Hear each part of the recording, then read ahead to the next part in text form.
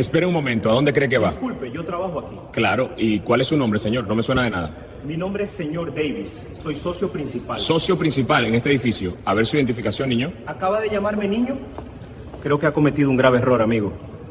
Las puertas del centro se abrieron en la planta baja de la Torre Meridian. Y Marcus Wellington entró en el vestíbulo de mármol con su maletín y un café de la cafetería del edificio. Acababa de terminar una reunión con un cliente en el piso 19. Era una tarde de jueves ordinaria. Se dirigía a su coche. Fue entonces cuando el guardia de seguridad se interpuso en su camino. El hombre levantó la mano en signo de alto. Marcus se detuvo, confundido. ¿Puedo ayudarlo? La voz del guardia era plana, autoritaria. ¿A dónde cree que va? Marcus parpadeó. Me voy. Acabó de terminar una reunión. El guardia se cruzó de brazos. Necesito ver una identificación. Marcus sintió la familiar opresión en el pecho. ¿Identificación? ¿Para qué? El guardia entrecerró los ojos. Este es un edificio seguro. No es sale sin verificación. Marcus se cambió el maletín a la otra mano. Levo 2 horas en este edificio. Tenía una reunión arriba. ¿Cuál es el problema? El guardia se acercó un paso más. El problema es que no te reconozco. Y la gente se ha estado quejando de personas no autorizadas en el edificio. El oficial de seguridad Raymond Mitchell había trabajado en Titan Security Services, contratado para administrar la Torre Meridian en el centro de Atlanta durante 14 años. Y en esos 14 años había compilado una historia que debería haber suscitado inquietudes inmediatas tanto en su empleador como en la administración del edificio. 16 quejas. 16. Quejas de profesionales negros que habían sido detenidos, interrogados y retenidos en el vestíbulo a pesar de tener negocios legítimos en el edificio. Quejas sobre exigencias excesivas de identificación. Acusaciones de alineamiento, amenazas de llamar a la policía y bloqueo físico de salidas. Una queja describía a Mitchell siguiendo a una mujer negra hasta su coche y exigiendo que demostrar que había estado visitando a un inquilino. Otra lo detalaba obligando a un ejecutivo negro a esperar en el vestíbulo durante 20 minutos mientras llamaba a la oficina del ejecutivo para verificar el empleo. Una tercera involucraba Mitchell poniendo su mano sobre su arma mientras interrogaba a un conductor de reparto negro que tenía una orden de trabajo firmada. Lo que sucedió ese jueves por la tarde en octubre pondría fin a la carrera de Mitchell. Lo costaría a Titan Security $285,000 en pagos de acuerdos y expondría a una empresa que había ignorado 16 quejas documentadas durante 14 años porque Raymond Mitchell era el sobrino del director de operations regional de Titan, un hombre negro de unos 40 años, Marcus Wellington, socio de Caldwell and Ross LLP, especializado en litigios corporativos. Salía del edificio tras una consulta con un cliente cuando un guardia de seguridad lo consideró sospechoso. No se trataba de ningún delito, ninguna infracción, ningún comportamiento sospechoso. Simplemente caminaba por el vestíbulo hacia la salida. Antes de continuar, ¿desde dónde nos ves? Si es tu primera vez aquí, suscribid. Historias como estas necesitan ser compartidas. Y tu apoyo nos ayuda a revelar más verdades. La Torre Meridian se alzaba en la calle Peachtree, en pleno distrito financiero de Atlanta, una reluciente estructura de 32 pisos cristal y acero que albergaba bufetes de abogados, agencias de consultoría, asesores financieros y startups tecnológicas. El barrio era la personificación de la Atlanta corporativa. Donde profesionales con trajes a medida se movían entre edificios, donde los almuerzos con clientes se celebraban en restaurantes con presupuesto ajustado, donde se negociaban acuerdos millonarios en mesas de conferencias con vistas al horizonte. El vestíbulo del edificio estaba diseñado para un prisionero. Suelos de mármol italiano, Esculturas modernistas. Zonas de asientos de cuero y una cascada en una pared que creaba un sonido ambiental constante. El personal de seguridad era visible, pero generalmente discreto, con un mostrador cerca de la entrada donde los guardias revisiban los registros de visitantes y emiten credentials temporales. Ese jueves 12 de octubre en particular, el clima era perfecto, propio del otoño atlantense. 22 grados y soleado, el tipo de día en que la gente había andando a las reuniones en lugar de en coche. Eran las 15:47. Ese tipo de calma media tarde cuando el vestíbulo registra un tráfico constante pero sin complications. Abogados que regresan del juzgado, consultores que se dirigen a las oficinas de sus clientes, empleados que almuerzan tarde. Ese ambiente profesional y tranquilo donde no suele ocurre nada dramático. Marcus Javier Wellington tenía 42 años y era socio litigante en uno de los bufetes de abogados corporativos más prestigiosos de Atlanta. Se había graduado con honores en Morehouse College. Se había licenciado en Derecho en Yale y había trabajado durante 3 años como assistant legal para un juez de un tribunal federal de apelaciones antes de incorporarse a Caldwell and Ross 15 años antes. Su especialidad eran los litigios comerciales complejos, casos de alto riesgo que involucraban incumplimiento de contrato, fraude de valores y disputas corporativas donde millones de dólares estaban en juego. Durante 12 años, se había forjado una reputación como uno de los abogados litigantes más perspicaces del sureste. Sus colegas lo llamaban quirúrgico, el abogado que diseccionaba los argumentos de la oposición con precisión, y que se preparaba con tanta minuciosidad que los jurados confiaban en él instintivamente. Había ganado un veredicto de $47 millones para un cliente en un caso de fraude que se había considerado imposible de ganar. Había defendido con éxito a una empresa de la lista Fortune 500 contra una demanda colectiva que podría haber costado cientos de millones. Había sido incluido en la lista de super lawyers de Georgia durante 7 años consecutivos. Había presentado 2 alegatos en la Corte Suprema de Georgia y había ganado en ambas ocasiones. Había cimentado su bufete en semanas de 80 horas, en dominicana de tal, y en estar mejor preparado que nadie en el tribunal. 7 años atrás, lo nombraron socio, el segundo socio negro en los 60 años de historia del bufete. Se lo había ganado a base de pura excelencia, devolvers indispensable y de ganar casos que otros abogados recasaban. El motivo de su visita a la Torre Meridian esa tarde en particular era un asunto rutinario. Se había reunido con el asesor jurídico de una empresa cliente cuyas oficinas ocupan 3 planas del edificio. Un posible litigio. 2 horas de debate revisando contratos. Correspondencia y posible exposición. Totalmente normal. Había aparcado en el garage del edificio. Había subido en ascensor hasta la 19ª planta. Había dirigido la reunión. Se había detenido en la cafetería de la planta baja para tomar un expreso y ahora se dirigía a su coche.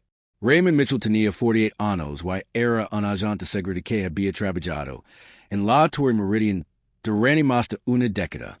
Su expediente laboral en Titan Security Services era extenso y preocupante. La primera queja se produjo en 2010. Una abogada negra llegó para declarar. Mitchell exigió ver no solo su identificación, sino también el correo electrónico de invitación, y luego hizo esperar al abogado.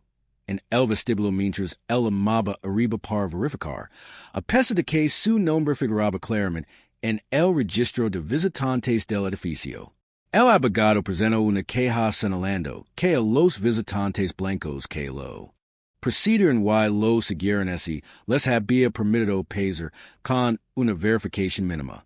La respuesta de Titan, asesoramiento sobre los protocolos de atención al cliente. La segunda queja se produjo en 2012. Una mujer negra que trabajaba en el edificio. Mitchell tuvo en el vestíbulo alegando que no la reconoce. Lo exigió su credencial de empleo. Y ese negó de jarla. Subir los censores hasta que lamra a su empleador para verificar. Lavaba 3 años trabajando en el edificio. La respuesta de Titan. Un recordatorio sobre el respeto a todos los inquilinos. La tercera denuncia se produjo en 2014. Un ejecutivo negro legó a una reunión de la junta directiva. Mitchell cuestionó si tenía asuntos legítimos en el edificio. Lo siguió hasta el ascensor. Y comunicó por radio con la administración del edificio expresando su preocupación por un individuo sospechoso. El ejecutivo era el director ejecutivo de una empresa que alquilaba un piso completo. La respuesta de Titan. Capacitation additional sobre conducta professional. Las denuncias de la Guardia a la 16ª documentaron el mismo patrón. Professionals negros detenidos. Visitantes negros interrogados extensamente mientras que los blancos pasaban libremente. Empleados negros obligados a proporcionar verification additional. Amenazas de la policía. Posiciones físicas que bloqueaban las salidas. Manos apoyadas en armas. Todos los incidents involucraban a una persona de color. Todos los incidents involucraban a Raymond Mitchell. Ninguna denuncia lo involucraba interrogando a personas blancas. El patrón era claro. La documentación era extensa. Pero, de alguna manera, Raymond Mitchell permaneció asignado al vestíbulo de la Torre Meridian. Los supervisors observan en las evaluaciones que era vigilante con la seguridad del edificio, y tomaba en serios sus responsabilidades de protección, cualidades que valorban en la industria. Esas notas nunca se tradujeron en consecuencias significativas para el patrón de perfilación racial. Mitchell estaba protegido. Su tío, Gerald Mitchell, era director regional de operations de Titan Security para el sureste. Correos electrónicos en los obtenidos media investigación posterior demostraron que los casos remitieron a Gerald Mitchell para su revisión. Y determinó sistemáticamente que su sobrino había actuado correctamente y dentro de las directrices de la política. No hubo una llamada tradicional al 911 en este escenario. Pero Raymond Mitchell tenía su propio sistema de alarma interno. En el momento en que vio a Marcus Wellington cruzar el vestíbulo, algo activo en su percepción. Un hombre negro, traje caro, postura segura, maletín y café. En la mensajera de Mitchell, nada de eso cuadraba. Los hombres negros no pertenecían a este edificio como profesionales.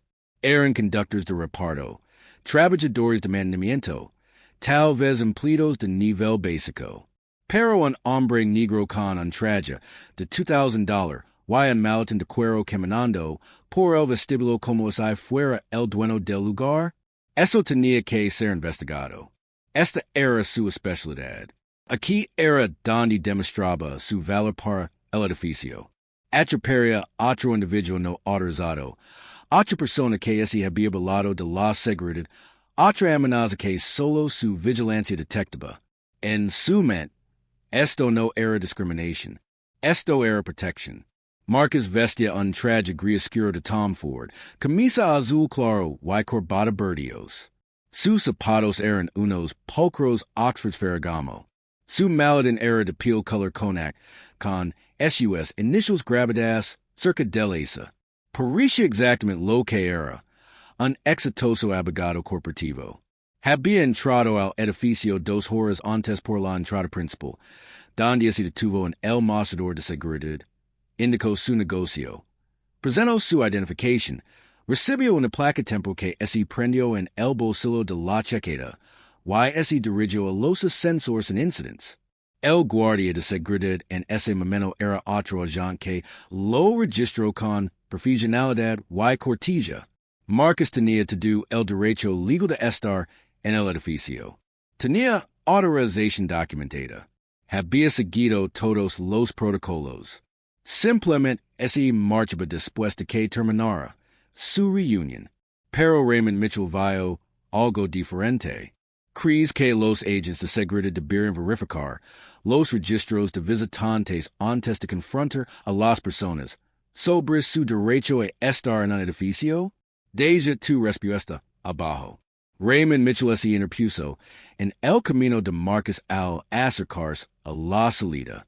Su postura era agresiva, con los hombres seguidos, la mano cerca del cinturón, donde levaba la radio y el gas pimienta. Necesito ver una identificación. Marcus se detuvo, confundido por la confrontación. Disculpe, ¿de qué se trata? La mirada de Mitchell pasó del rostro de Marcus a su maletín y luego a su café. Este es un edificio seguro. Necesito verificar que tiene autorización para estar aquí. Marcus mantuvo la voz tranquila, el mismo tono controlado que usaba en las declaraciones cuando el abogado, contrario intentaba provocarlo. Tuve una reunión arriba. Me registré en el mostrador de seguridad cuando leg hace 2 horas. Mitchell negó con la cabeza. No te hice registrar. Marcus señaló el mostrador de seguridad, donde ahora había otro guardia. Eso es porque no estabas en el mostrador cuando leg. Otro agente me registró. Mitchell S. cruzó de brazos.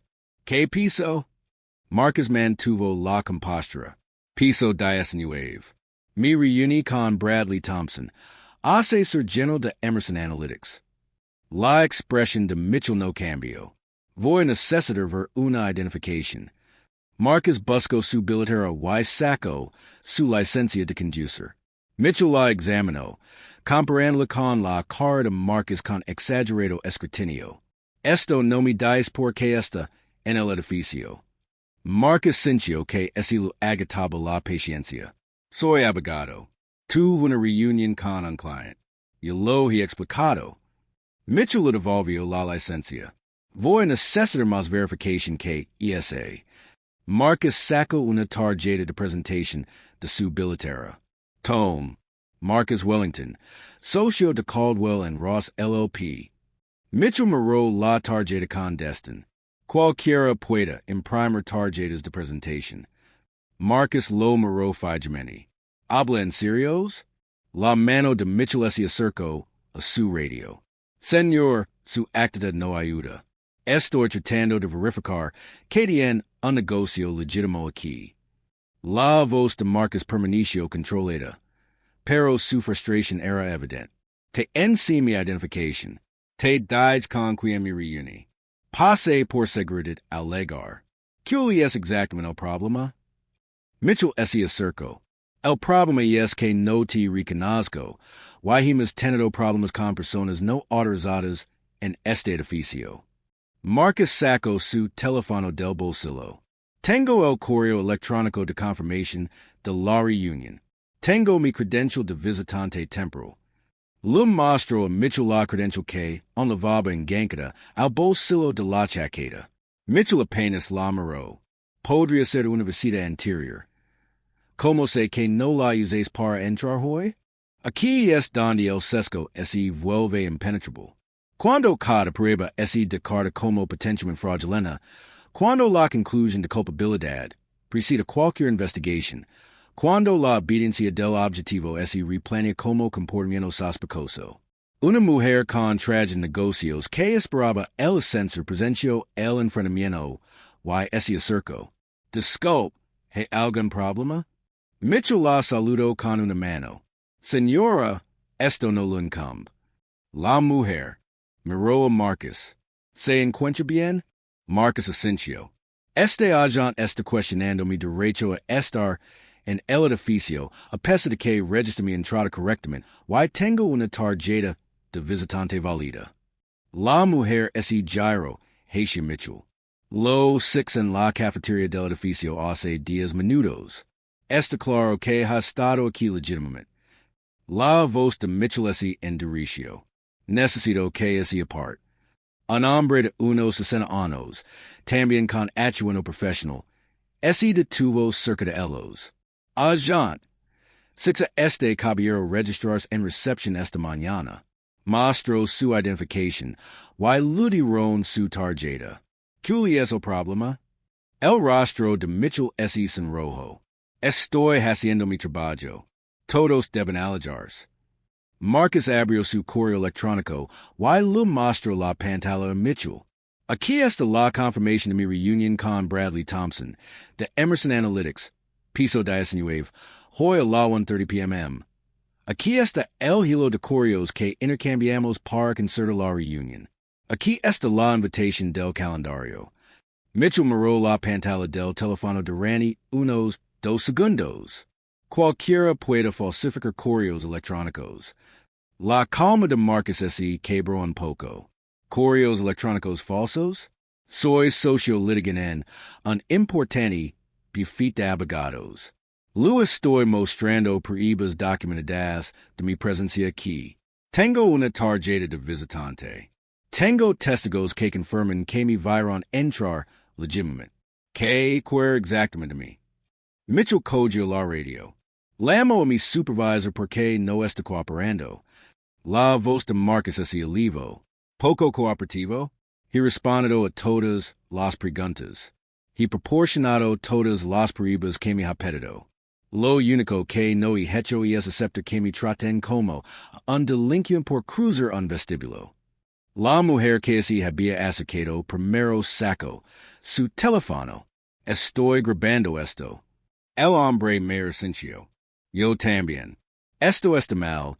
Dijo Mitchell por la radio. Soy Mitchell, del vestíbulo principal. Necesito la ayuda de un supervisor. Tengo un seguido que se niega a proporcionar la verificación adecuada. La verdadera pregunta es, ¿qué cambia ahora? Las empresas de seguridad finalmente despiden a SUS agents después de 3 quejas en lugar de 16. Los supervisors finalmente reconocen patrones antes de que un socio de un importante bufete de abogados se detenido en el edificio de su cliente. Reconocimos finalmente que la vigilancia no es excusa para la discriminación racial, que las conexiones familiares no deberían proteger a los empleados discriminatorios de la rendición de cuentas. Porque así no arreglamos los sistemas que mantuvieron a Raymond Mitchell en ese vestíbulo durante 14 años, a pesar de 16 quejas. Así no abordamos el nepotismo que permitió a su tío ignorar cualquier signo de advertencia, entonces solo estaremos esperando al próximo guardia de seguridad, al próximo lobby corporativo, al próximo profesional negro, al próximo video viral. A la próxima demanda que podría haberse evitado es alguien hubiera actuado en la queja número 4, en lugar de esperar a la queja número 16. Comencia cree que esto debería ser ley. A cualquier agente de seguridad con 3 denuncias fundamentadas de perfil racial le debe revocar permanentemente la licencia y ser incluido en una base de datos nacional. Lo que le impedirá trabajar en cualquier puesto de seguridad. Que los patrones son descalificantes. Que las consecuencias son automáticas. Y crees que estas historias deben contarse. Crees que la rendición de cuentas empieza con la concienciación. Y que el cambio empieza con la prisión. Suscribe porque no nos detendremos. Seguiremos exponiendo estos patrones. Seguiremos exigiendo mejores resultados. Seguiremos luchando por los profesionales negros que merecen caminar por vestíbulos, entrar en edificios y hacer negocios sin ser criminalizados. No se trata solo de un guardia de seguridad, una torre corporativa o un socio litigante. Se trata de todos nosotros y del mundo que estamos dispuestos a aceptar.